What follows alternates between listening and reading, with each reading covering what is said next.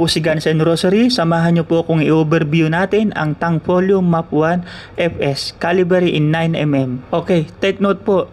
Release magazine, always chamber verify, make it sure it's empty for safety before po tayo mag-proceed sa ating overview. Konting trivia po, ang Tank Folio Firearms ay kilalang firearms manufacturer sa Italy at lahat ng mga parts nito ay inassemble dito sa Marikina sa Arms Corps Global Defense. Ang Tank Folio nito meron itong map series na map na may double P at map na 1P. Similar din po ito sa 1911 at meron po itong full size and mid size. Meron din po itong polymer and steel frame. Okay, sa specs naman po tayo. Meron po itong 16 rounds capacity at meron itong barrel length na 4.45 inches. Ang overall length nito is 8.27 inches.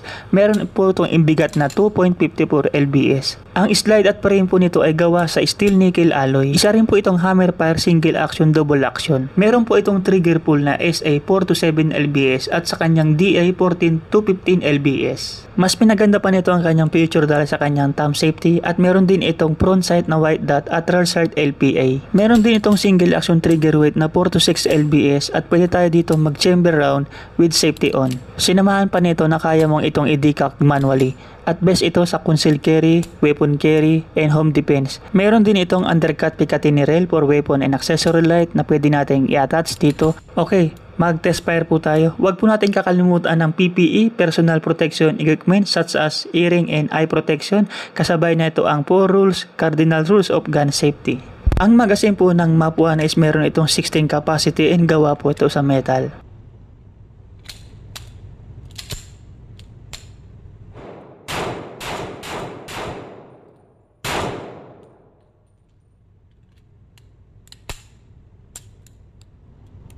Ang Tank Folio Map 1 na ito ay nag-open bolt kapag ikaw ay empty chamber, empty magazine na. Meron din itong vertical serration sa kanyang grip sa front and back. Sinamahan pa nito ang kanyang high grip na mataas na beaver tail na maiwasan mo mag-hammer bite and slide bite. Kung mapapansin nyo po, meron itong resemblance sa Jericho 941 and CC 75 dahil sa kanyang texture and appearance.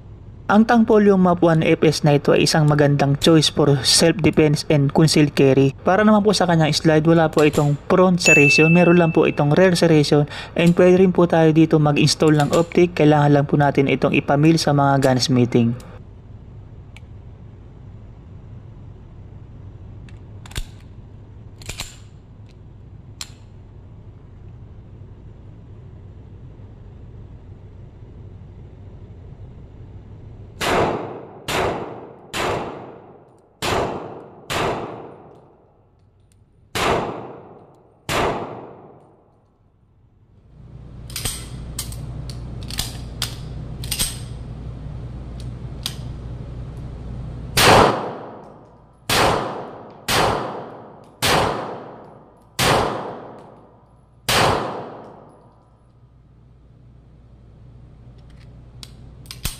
So ayun, hanggang dito na lamang po ang ating video sa pag-overview sa Tank Folio Map 1 series. Maraming salamat po sa inyong panonood. Sana po mayroon akong nabahaging konting kaalamanan sa pag-overview na ito.